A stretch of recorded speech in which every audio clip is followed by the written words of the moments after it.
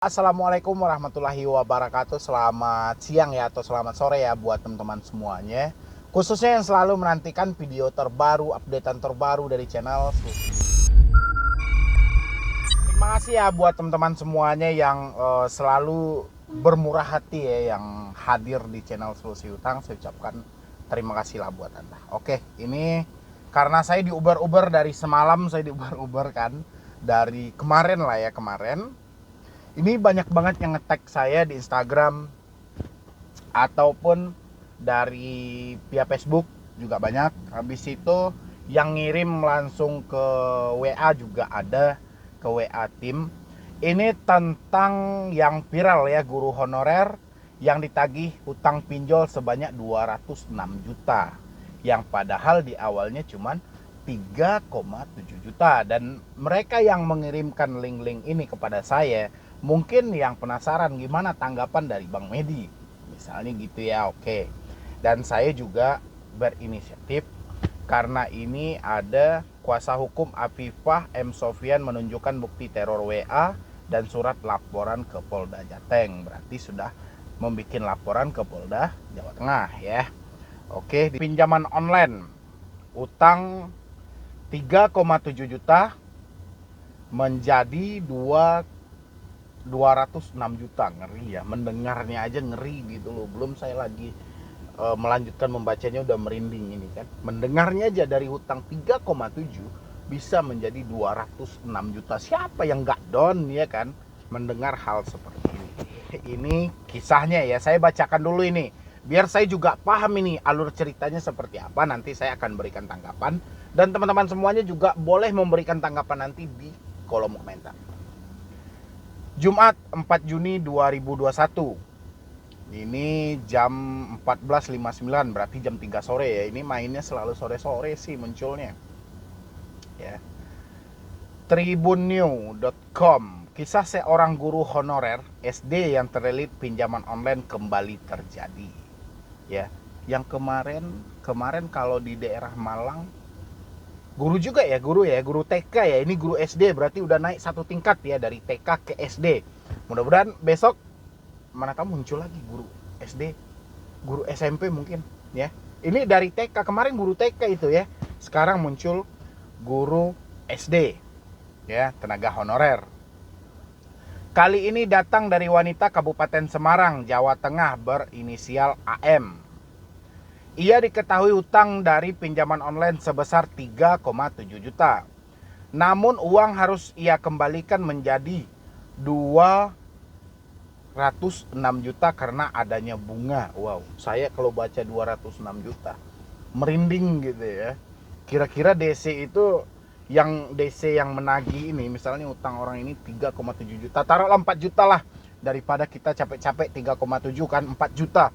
Utang orang ini 4 juta, tiba-tiba kita tagih utang Anda 200 juta gitu.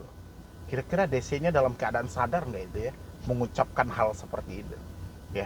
Saya yakin sebodoh-bodohnya DC, tapi yakin otaknya masih bisa berpikir gitu loh. Tapi kalau dia sudah tidak mampu berpikir lagi, hutang orang ini cuma 4 juta, kita tagih 200, mungkin kayak ini kan gitu. Mungkin inilah DC yang paling bodoh menagih ibu ini kalau saya rasa gitu loh ya. Jadi sepanjang sejarah pinjol itu masih ada debt collector yang bodoh gitu ya, yang tidak bisa menggunakan logikanya. Apa mungkin gitu loh ya. Tapi kita lanjutin dulu, ini agak seru ini. Kini AM menerima diteror dan diintimidasi lantaran tak kunjung melunasi utang-utangnya. Karena tidak tahan menanggung hutang yang begitu besar, dia bersama suaminya WY menggandeng kantor hukum Nahdlatul Ulama Salatiga untuk menggandeng ke Direktorat Reserse Kriminal Khusus Polda Jateng. AM menuturkan awal mula terlilit hutang dipinjol karena terdesak kebutuhan untuk membeli susu anak. Wow, miris ya, cukup miris. Saat itu dirinya sama sekali tidak memiliki uang. Ya oke, karena kita ada suatu kebutuhan yang sangat mendesak banget, menyangkut perpanjangan nyawa manusia. Itu susu seorang anak itu kan perpanjangan nyawa seorang manusia gitu loh nggak mempunyai uang. Jadi rasa tanggung jawab kita sebagai orang tua ya apa boleh buat ya. Itulah salah satu penyebabnya sehingga dia masuk mempergunakan dana instan. Oke, alasannya bisa saya terima dengan akal dan logika saya ya. Karena susu itu kita harus beli cepat. Ya, susu anak habis, hari itu kita harus beli. Dan kita harus mencari dana yang instan. Ya, ini bukan buat beli handphone, bukan buat beli baju yang gaya-gayaan kayak milenial yang biasa-biasa yang masuk ke saya kan banyak itu. Ya, gara-gara shopping lah, jalan-jalan lah, tergiur dengan ini. Tapi ini enggak, ini memang real kebutuhan anak dia. Anak dia membutuhkan susu buat menyambung hidup. Oke, karena susu itu tidak bisa kita tunda, harus cepat ada. Ya, kita lanjutin dulu lagi. Pada tanggal 21 bulan 3 2021, berarti belum puasa ini ya.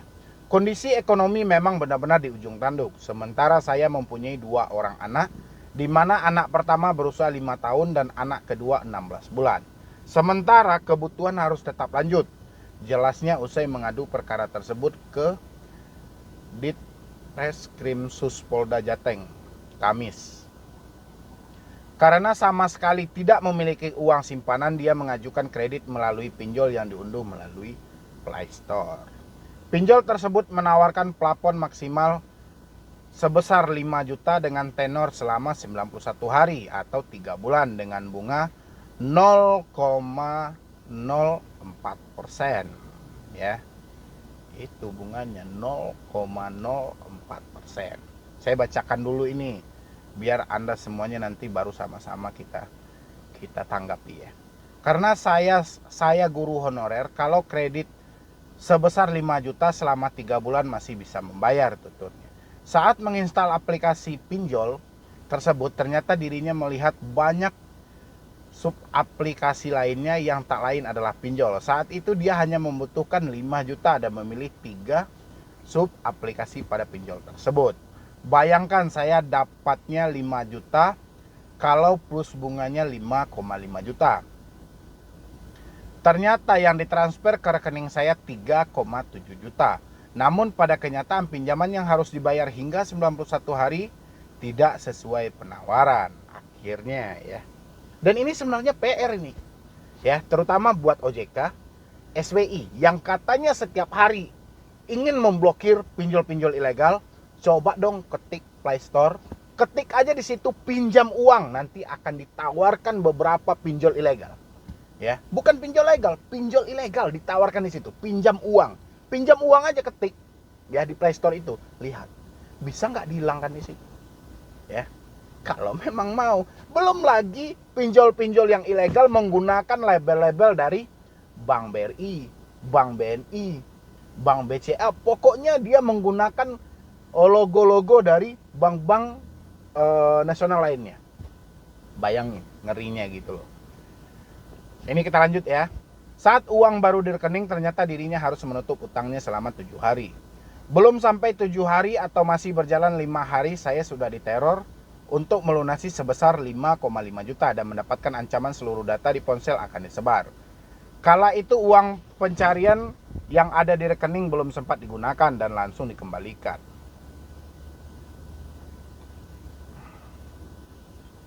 Karena takut dan masih kurang, dia meminjam kembali di pinjol yang ada di aplikasi untuk melunasi hutang sebelumnya. Akhirnya gali lubang tutup lubang juga ya. Ya. Akhirnya gitu loh. 3 aplikasi pinjol lunas, tapi masih 6 sub aplikasi yang belum lunas karena untuk melunasinya harus merangkul aplikasi pinjol lainnya. Ya udah, ini udah gali lubang tutup lubang. Ya. Jadi hutang yang awalnya 3,7 juta ini cuman awalan aja ya, sisanya gali lubang tutup lubang gitu loh. Sementara untuk melunasi satu hutang harus merangkul 2 aplikasi pinjol lainnya. Hal itu terus berjalan hingga akhirnya tidak bisa merincikan berapa banyak aplikasi yang telah diakses. Sehingga pada akhirnya hutang menumpuk hingga yang sudah saya lunasi 158 juta dan sisanya tinggal 47 juta. Wah ya. Ngerinya ya. Gila gitu. 158 juta yang sudah dilunasi. Sisanya masih ada 47 juta. Saya tidak bayarkan sisanya dan memilih jalur hukum karena bunga dari mereka bisa untuk menutupi pinjaman saya. Ia menuturkan untuk melunasi hutangnya 158 juta juga melalui transaksi itu. Dia juga mengeluarkan uang pribadi sebanyak 20 juta. Saat pencairan tidak dibumbui surat perjanjian dan tanda tangan elektronik. Juga tidak ada penyelesaian dengan baik. Tidak ada peringatan langsung teror, tutur dia. Sementara itu sang suami W bingung membayar tagihan pinjol tersebut. Dirinya harus mengambil jalan pintas meminjam di BPR. Oke, kita lanjut dulu. Jaminannya saya menggadaikan sertifikat rumah orang tua saya, tapi hingga saat ini belum lunas. Masih ada 10 aplikasi lagi yang belum lunas. Penasihat hukum kreditur Muhammad Sofyan menuturkan dalam sehari klien tersebut diteror dan intimidasi hingga ratusan kali. Tidak hanya itu, teman-teman yang ada di kontak klien pun juga mendapatkan teroran dan bahasa yang kurang pantas. Teroran itu ada foto AM, KTP lalu dibumbui dengan tulisan wanted dan disebarkan di seluruh kontak. Dikatakannya sudah mengajukan pinjaman dan Oke. Ini berarti sudah hal biasa lah ya. Seperti teroran yang sudah sering terjadi. Oke. Jadi dari sini dengan diawali dengan 3,7 juta ternyata ada sistem gali lubang tutup lubang ya. Saya kirain tadi di awal hutang 3,7 juta karena gagal bayar ditagih 206 juta ya. Ternyata setelah saya membaca berita ini ada terjadi sama seperti teman-teman semuanya, gali lubang tutup lubang. Jadi ilmu tukar-tukar ini dipinjam di sini, ditukarkan ke sini ya. Dipinjam di sini, ditukarkan ke sini untuk menutupi satu sama lain sehingga membengkak sendiri ya. Makanya saya selalu bilang di setiap video, jangan gali lubang tutup lubang. Kalau Anda terjebak satu atau dua aplikasi dan Anda gagal bayar, jangan berinisiatif membayar dua aplikasi dengan cara Anda meminjam di aplikasi lain. Itu adalah cara yang salah yang akan melumpuhkan diri Anda sendiri. Ya. Kalau dari kisah ibu ini, dari cerita dia, saya cuman di sini berpendapat ya. Saya berpendapat di sini ya mungkin saja ya yang dia pinjam ini adalah semuanya ilegal gitu loh ya. Dan kita juga tidak menutupi kemungkinan kan seperti saya bilang, pinjol ilegal ya mungkin dirawat oleh pinjol legal dan atau sebaliknya ya, pinjol legal dirawat oleh pinjol ilegal. Tapi hal yang harusnya ibu ini lakukan karena dia sudah digandeng oleh seorang penasihat hukum, mudah-mudahan permasalahan ini cepat selesai ya, kita berikan support aja. Tapi sepintas saya melihat buat teman-teman semuanya, dari kisah ibu ini ataupun dari kisah-kisah teman-teman semuanya yang terjebak di pinjaman online, semuanya hampir sama saya rasain, gara-gara gali lubang tutup lubang ya. Dia terjebak di 5 aplikasi dan berinisiatif membayarnya dengan mengambil di aplikasi lain. Ini cara ini sudah salah gitu loh. Makanya saya selalu bilang sama Anda, stop bayar online. Stop bayar online itu sebenarnya dari tujuan saya adalah menghentikan supaya Anda tidak lagi menggali lubang di tempat lain. Ya, makanya akhiri bayar online dulu. Karena orang-orang akan terjebak untuk bayar online ini biasanya mereka akan menggali di tempat lain. Tapi kalau Anda sudah mengakhiri dengan membayar online, otomatis kita masih mempunyai perpanjangan waktu sendiri sampai DC datang ke rumah, itu pun kalau ada. Ya. Tapi kalau jenis dari pinjolnya itu ilegal, itu nggak akan ada. Ataupun jenis pinjolnya legal, kita lihat dulu mana aja yang sudah mempunyai debt collector. Itu hampir seluruh Indonesia, itu tidak semua aplikasi. Ya, cuman beberapa aplikasi aja, mungkin saya rasa tidak sampai dengan hitungan 5 jari saya ini. Ya. Dan wilayah-wilayah yang akan mereka kunjungi itu pilih-pilih. Ya, meskipun mereka DC-nya itu ada di wilayah Anda, belum tentu mereka akan mengunjungi Anda. Ini kembali lagi tergantung cara Anda berkomunikasi dengan debt collector-nya. Ya. Jadi dari pelajaran yang kita ambil dari berita tadi, dari kisah seorang ibu tadi yang berada di Jawa Tengah tadi ya, itu nampak sekali bahwa dia masih melakukan gali lubang tutup lubang. Dan dari situ juga buat teman-teman yang ini kan juga banyak ini yang baru gagal bayar, saya mohon jangan pernah Anda coba sesekali untuk menyelesaikan hutang Anda pinjam di aplikasi lain dengan opsi apalah, saya juga nggak tahu. Yang penting jangan pernah dilakukan hal itu. Itu yang paling pertama. Yang kedua, jangan pernah Anda lakukan perpanjang sekalipun. Ya, karena perpanjang lebih kejam dari gali lubang tutup lubang. Ya, itu yang kedua. Yang ketiga, berhenti bayar online. Ya, berhenti bayar online ini bukan berarti kita berhenti bayar hutang, tidak. Tapi Anda butuh jeda waktu kan, supaya Anda tidak terdesak. Yaudah, minta debt collectornya untuk datang ke rumah Anda. Ya, kalau debt collector ngoceh tidak karuan, ya udah gitu loh. Itu kembali ke Anda. Saya yakin Anda sudah tahu jawabannya. Ya, yang penting jangan pernah gali lubang dan tutup lubang. Adapun ancaman-ancaman dari DC, anggap angin lalu, jangan dimasukkan ke hati. Karena DC dari dulu sampai sekarang cuman bisa mengancam. Ya, yang paling kejam sebenarnya adalah isi pikiran kita dan drama yang kita keluarkan dari kepala kita sendiri. Dan inilah yang harus diatasi. Jangan sampai terlalu panik yang berlebihan. Ya, mungkin dari saya cuman itu aja. Dan tanggapan saya dari berita yang saya bacakan tadi atau yang sedang viral yang dikirim oleh teman-teman semuanya, mungkin tanggapan saya cuma itu aja gitu loh. Harusnya kita berhenti gali lubang dan tutup lubang. Ya, kalau kita sudah terjebak di 1 atau 2 aplikasi, jangan sampai dijadikan 5 atau 7 aplikasi. Itu aja PR. Ya, kalau Anda sudah bisa menghentikan itu, insya Allah semuanya pasti akan bebas dan tidak ada tekanan demi tekanan. Ya, dan yang mau memberikan komentar juga yang baik ataupun yang bisa memberikan saran yang bagus buat ibu ini, silahkan di kolom komentar. Ya, jadi sekian dulu dari saya, Medi Broni. Wassalam.